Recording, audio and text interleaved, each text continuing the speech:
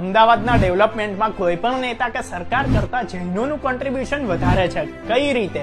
તો અમદાવાદના કેટલાય પ્રીમિયર ઇન્સ્ટિટ્યૂટ સંસ્થાઓના નિર્માણ જૈનોએ કર્યા છે. જેમ કે અરવિંદ મિલ સહિત 7 મિલોના માલિક જૈન ઉદ્યોગપતિ કસ્તુરભાઈ લાલભાઈએ Ahmedabad education society, HL commerce, LD engineering, MG science, LD arts, LM pharmacy, CEPT, AG school, AG teachers કોલેજની સ્થાપના કરેલી. Gujarat chamber of commerce and ઇન્ડસ્ટ્રીઝની સ્થાપના કરેલી. ગુજરાત યુનિવર્સિટી બનાવવામાં મોટા દાન આપેલા. તો કેલિકો મિલના માલિક અંબાલાલ સારાભાઈ અને એમના વંશજોએ દેશભરમાં famous NID, Darpan academy, Vikas group, Shreyas foundation, CN school, તો વિક્રમ સારાભાઈએ IIM અમદાવાદ, જેના આપણને ચંદ્ર પર પહોંચાડ્યા ઇસરો, કસ્તુરભાઈ લાલભાઈ સાથે મળીને એમના ATIRA PRL community science centre, Nehru foundation સેન્ટરની સ્થાપના કરી હતી.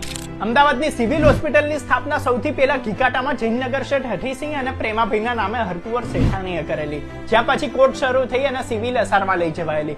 ગુજરાત કોલેજની સ્થાપનામાં એમણે મોટું ડોનેશન આપેલું. તો જૈન ઉદ્યોગપતિ વાડીલાલ સારાભાઈના પૈસે VS હોસ્પિટલ બનેલી. આ બધી વાત તમને ખબર હતી?